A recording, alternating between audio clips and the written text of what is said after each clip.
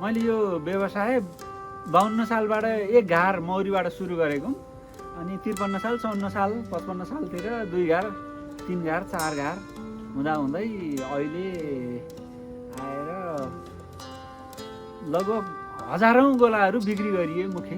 अब वर्षै पछि गोलाहरू किसानहरूलाई गण्डकी प्रदेश लगायत नेपाल अधिराज्यभरि हजारौँ गोलाहरू बिक्री गरियो। त्यसमा नस्ल सुधारेको क्विन रिडिङ रानीहरू उत्पादन गरेर बिक्री गरियो। मेरो नाम शिवराज भण्डारी र यो लामगादी भन्ने ठाउँमा मैले लामगादी मौरी पालन केन्द्र भन्ने एउटा स्रोत केन्द्र चलाइरहेको छु मौरीको। यो चलाएको झन्डै 22-23 वर्ष भयो।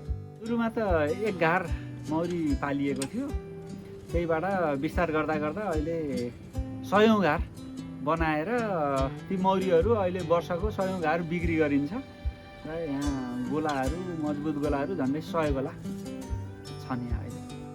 सुरुमा मौरी नै पाल्छु भन्ने सोच थिएन। अब गर्दै जाँदा काम गर्दै जाँदा फाइदा भयो। फाइदा आएपछि जता फाइदा भयो त्यतैतिर लागियो। त्यो बेला चुनौती थिए, किनभने विभिन्न रोगहरू शत्रुहरू को आक्रमण, त्यसपछि व्यावसायिक रूपमा लाग्दाखेरि किसानहरूलाई त कसले मान्थे र, कृषि गर्नेलाई त सबैले हेला गर्ने चलन थियो त्यो बेला। अहिले त्यही कृषिलाई बरु व्यवसायिक कृषि भनेर अलिकति थोरै मान सम्मान छ। त्यो बेला त कृषि गर्नेलाई त मान्छे गन्थेन, त्यो अवस्था थियो। त्यो अवस्थामा पनि हामीले कसैको कुरा नसुनिकन आफ्नो काम गरियो। आफ्नो अरूको कुरा सुनेको भए कहिले विदेश जा भने, कहिले बोर्डिङ पढा भने, कहिले यसो गर भने, कहिले उसो गर भने। त्यो बेला सुरुमा त अलिकति धर्मर भयो होइन, किनभने ठुलो आम्दानी थिएन, मौरी गोला नि थोरै थिए, आफूले व्यावसायिक रूपमा खासै सफलता हासिल गरिएको पनि थिएन। अनि गोलामा बढी यो कसरी पाल्ने भन्ने त्यो ज्ञान पनि थिएन।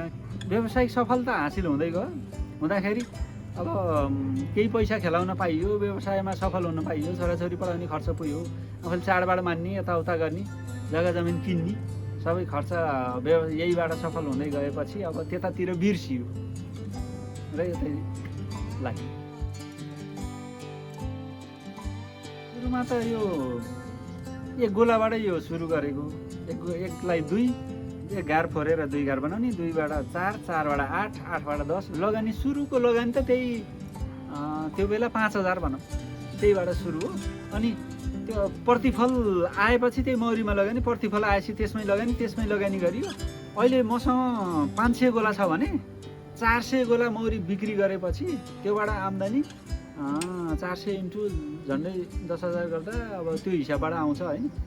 त्यति धेरै पैसा त्यता आम्दानी आउँछ।